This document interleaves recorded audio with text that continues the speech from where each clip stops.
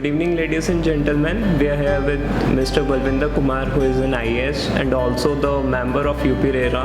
and he is giving justice to home buyers of NCR region and also the Lucknow region, and he is helping home buyers to get their dream home, which is such a big thing, and we will congratulate for this too, sir. So, thank you very much. Thank you so much sir. So first of all हम आपसे ये जानना चाहते हैं कि ऐसा क्या reason है जिसके लिए रियल एस्टेट सेक्टर में इतने केसेस हैं, लाइक पेंडेंसी बहुत ज़्यादा है और आप लोग 20 घंटे भी काम करेंगे, so it will take a lot of days to complete all the cases. देखिए, रेरा एक्ट जो आया वो बेसिकली इसी पर्पज़ से आया कि होम बायर्स की प्रॉब्लम्स दिन पे दिन बढ़ती जा रही थी और उनको रिजॉल्व करने के लिए कोई स्पेसिफिक मशीनरी या इंस्टीट्यूशनल अरेंजमेंट नहीं था, और इसी वजह से जो है 1916 के अंदर 2016 के अंदर जो है ये रेरा एक्ट का जो है वो प्रमोलगेशन हुआ। तो इसमें जो यदि आप देखें कि ब्रॉडली यदि इंडिया के कंटेक्स्ट में देखें तो सबसे ज़्यादा जहाँ पर कि होम बायर्स सफ़र हुए हैं, जहाँ पर कि होम बायर्स की प्रॉब्लम्स हैं, हाउसिंग प्रोजेक्ट्स की प्रॉब्लम्स हैं, वो है नेशनल कैपिटल रीजन NCR, और उस NCR के अंदर भी जो है वो नोएडा, ग्रेटर नोएडा और गाज़ियाबाद, इसमें करीब 50% केसेस हैं हमारे पूरे यूपी के। और यदि हम इंडिया के कंटेक्स्ट की बात करें तो सबसे ज़्यादा जो है होम बायर्स के केसेस जो है वो हमारे NCR के अंदर है। तो ये एक बहुत बड़ा चैलेंज जो है वो उस टाइम पर था कि सैकड़ों की तादाद में जो प्रोजेक्ट्स थे वो डिलेड थे, स्टॉल्ड थे, अबेंडन थे, और उस वजह से जो है ये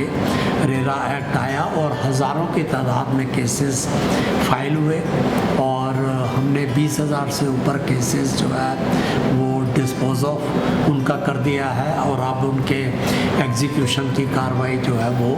चल रही है। तो आई एम श्योर कि जिस तरीके से हम लोग काम कर रहे हैं, अथॉरिटी काम कर रही है, अगले 2-3 साल के अंदर चीज़ें काफ़ी स्टेबलाइज हो जाएंगी।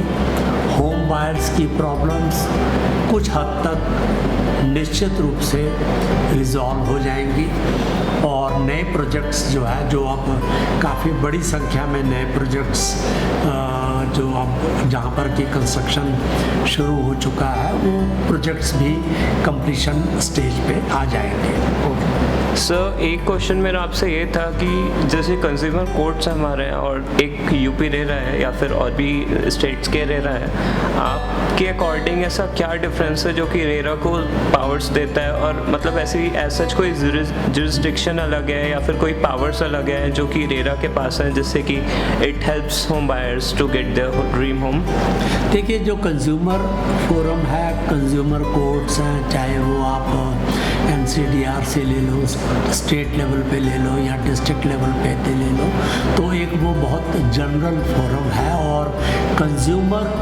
की जो डेफिनेशन है वो बहुत वाइड है। उसमें 20 तरह की उसके जो है वो तरह के केसेस जो है वो फाइल हो सकते हैं, जबकि रेरा के अंदर जो है वो केवल होम बायर्स जो है वो एलिजिबल हैं अपने केसेस। इवन प्रमोटर्स भी आ सकते हैं, परंतु main it is a specialized kind of agency जहाँ पर कि ये केसेस फाइल हो सकते हैं, नंबर 1। दूसरा ये है कि कंज्यूमर कोर्ट्स में यदि कोई भी जाता है तो वहाँ पे काफ़ी ज़्यादा टाइम लगता है, और NCDRC में जो है वो 2-2, 3-3, 4-4 साल तक जो है वो टाइम लग जाता है उनको जजमेंट मिलने में। जबकि दूसरी तरफ रेरा में एक्ट में ही ये प्रोविज़न है कि हम जो है 2 से 3 महीने के अंदर जो है केसेस को डिस्पोज ऑफ करेंगे, और हमारा प्रयास भी रहता है कि इसी अवधि के अंदर, इसी टाइम फ्रेम के अंदर हम अपने केसेस का डिस्पोजल करें, और फिर हम इनका जो है एग्जीक्यूशन भी हम लोग केसेस का करते हैं। इसके अलावा एक और जो मेन डिफरेंस है रेरा का और बाकी जो फोरम हैं, लीगल फोरम्स हैं, वो ये है कि ये इसका जो मैंडेट है वो पूरा रियल एस्टेट डेवलपमेंट का है कि हमको केवल होम बायर्स की प्रॉब्लम सॉल्व करना ये तो एक हमारा बहुत इम्पॉर्टेंट पार्ट है, परंतु उसके अलावा सेक्टर को रेगुलेट करना, जैसे नोएडा, ग्रेटर नोएडा में जो समस्याएं आ रही हैं रियल एस्टेट को लेके, तो उन प्रॉब्लम्स को भी जो है एड्रेस करना है। इसके अलावा जो है जो प्रोजेक्ट्स स्टक पड़े हैं, स्टॉल्ड पड़े हैं काफ़ी टाइम से, जो है जहाँ पर काम कंस्ट्रक्शन नहीं हो रहा, वो देखना है कि वहाँ पर कितनी जल्दी से उन प्रोजेक्ट्स पे काम शुरू हो और वो प्रोजेक्ट्स जो है वो कंप्लीट हो। सर एक क्वेश्चन मेरा ये था, जैसे एक होम बायर है, बहुत से लोग होते हैं हु कांट अफोर्ड एडवोकेट और रेरा के जो एक्ट है उसमें ये भी रूल है कि एक पर्सन रेरा में कंप्लेंट फाइल कर सकता है without hiring an advocate. So basically उसने साइट पे जाके, कंज्यूमर ने अपनी कंप्लेंट लॉन्च कर दी आपकी साइट पे जाके, उसके बाद आपके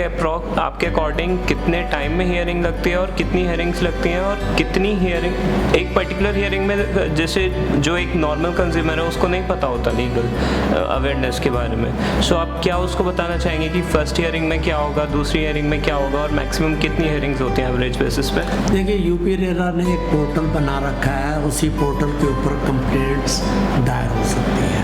कोई भी होम बायर चाहे तो वो खुद कंप्लेंट दायर कर सकता है या अपने काउंसिल के थ्रू कर सकता है और वो खुद हियरिंग के अंदर पार्टिसिपेट कर सकता है। जब केस फाइल करता है वो सारा ऑनलाइन प्रोसेस है, 1000 रुपये की फ़ीस है, उसको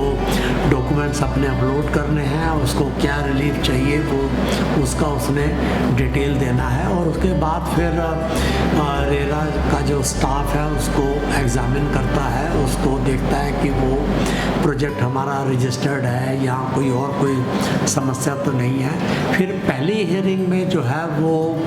दोनों पक्ष जो है उपस्थित होते हैं और कुछ केसेस के अंदर जो है अपोजिट पार्टी अपना रिप्लाई फाइल कर देती है और बहुत सारे केसेस के अंदर वो रिप्लाई नहीं आता, तो फिर हम पहली हियरिंग में ये कहते हैं अपोजिट पार्टी को कि आप अपना रिप्लाई इसके अंदर फाइल करें।